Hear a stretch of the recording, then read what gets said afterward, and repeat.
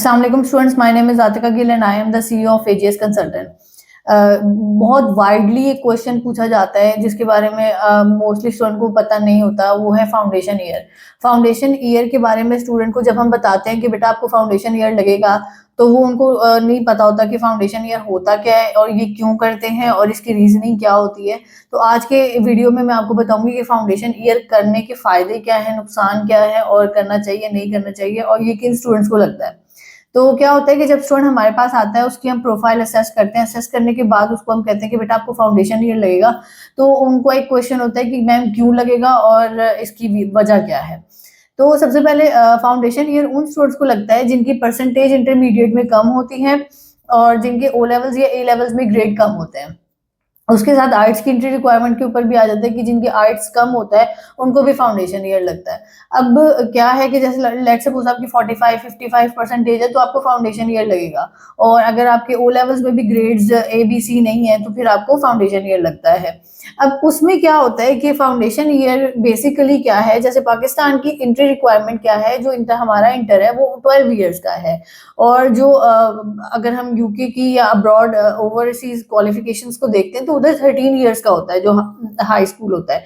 तो अब क्या होता है कि जब हमारा स्टूडेंट का 12th में परसेंटेज कम होती है तो यूनिवर्सिटीज कहती हैं आप एक एक्स्ट्रा ईयर लगा लें जिसमें आपका फाउंडेशन ईयर मतलब जो कि आपका फाउंडेशन ईयर होगा।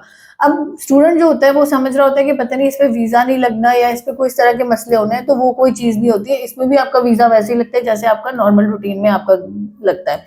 अब क्या है कि ये किस तरीके से होता है, आपने बेसिकली यूनिवर्सिटी के इंटरनेशनल स्टडी सेंटर में जाके पढ़ना होता है। होता वो यूनिवर्सिटी का पार्ट ही है, लेकिन उसमें क्या होता है कि आपको वो यूनिवर्सिटी के इंटरनेशनल स्टडी सेंटर में पढ़ा रहे होते हैं।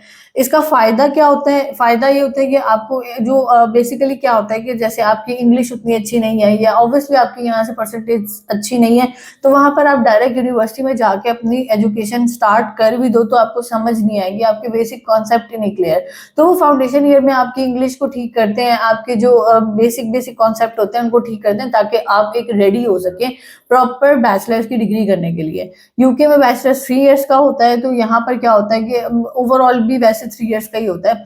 तो आपका वो 3 इयर्स का बैचलर्स और 1 ईयर का आपका फाउंडेशन, तो टोटल 4 इयर्स का आपको वो हो जाता है। अब उसके बाद क्या होता है कि आजकल ये बेसिकली इस वजह से फाउंडेशन ईयर होता है कि अगर आपकी एंट्री रिक्वायरमेंट कम है तो आपको फाउंडेशन ईयर लगेगा, और ये एक एक्स्ट्रा वो है ईयर है जो कि आपने पढ़ना होता है ताकि आप बैचलर की डिग्री को अच्छी तरीके से पढ़ सकें। अब उसके बाद क्या आता है कि स्टूडेंट पूछते हैं कि इसमें जो है करने के बाद फायदे क्या हैं। बेसिकली क्या है कि जब एक स्टूडेंट है उसको लॉ का सब्जेक्ट है, उसके लिए स्टूडेंट को फाउंडेशन करना ही पड़ता है।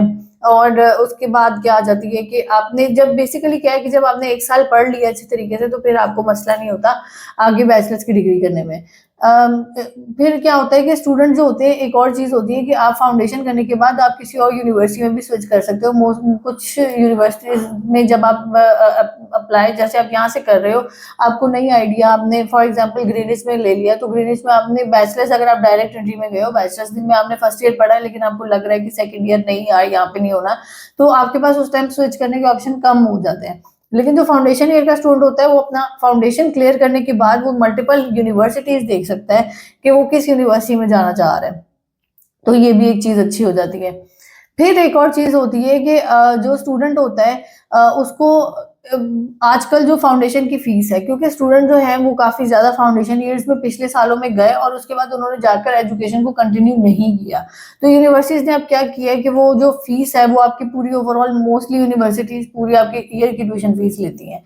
तो उससे नहीं घबराना, बिकॉज अच्छी चीज ही हो जाती है, जाहिर सी बात है फाउंडेशन की क्लासेस ज्यादा होती हैं, तो जब आप वहां जाते हो वहां जाकर आप फिर साथ अपनी फीस नहीं निकाल सकते, आप वो पार्ट टाइम वर्क अलाउ करके पार्ट टाइम वर्क करके आपकी फीस नहीं निकलनी। तो क्या है कि अच्छा है कि आपको अगर आप अपनी साल की फीस यहाँ से दे दोगे तो वहां जाकर ना आपकी अटेंडेंस शॉर्ट होगी, ना आपको वहां पर जाकर दोबारा यूनिवर्सिटी की फीस देने का कोई मसला होगा।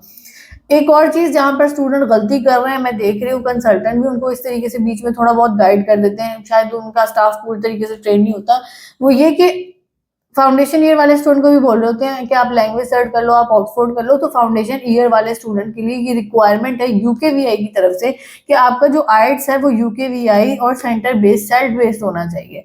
आपने ये गलती नहीं करनी है कि आप कोई भी XYZ टेस्ट करके आप उसमें अप्लाई कर लो, यूकेवीआई सेंटर बेस्ड टेस्ट करना है।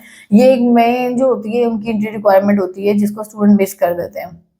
ओवरऑल ये वाला सिनेरियो होता है, और फाउंडेशन करने के फायदे भी है, नुकसान भी है, लेकिन आपने देखना है कि आपकी एंट्री रिक्वायरमेंट जिस चीज को मीट कर रही है, फिर आप उसको लेकर चल पड़े। ये ना करें कि जिद फंसा ले कि नहीं हमें तो बैचलर्स की डायरेक्ट एंट्री चाहिए। अगर आप बैचलर्स में डायरेक्टली चले भी जाते हो तो ऑब्वियसली फिर आप वहां जाकर वैसे पढ़ नहीं सकोगे, आप वैसी चीजें नहीं कर सकोगे। ये खाम ख्याली होती है स्टूडेंट की कि नहीं एक दफा एडमिशन हो जाए फिर तो मैं सारा कुछ ही कर लूंगा, तो वो चीज नहीं होती। इससे रेलिवेंट कोई क्वेश्चन है, कोई क्यूरी, आप मुझसे मेरी टीम से कॉन्टेक्ट कर सकते हैं। For now thank you so much.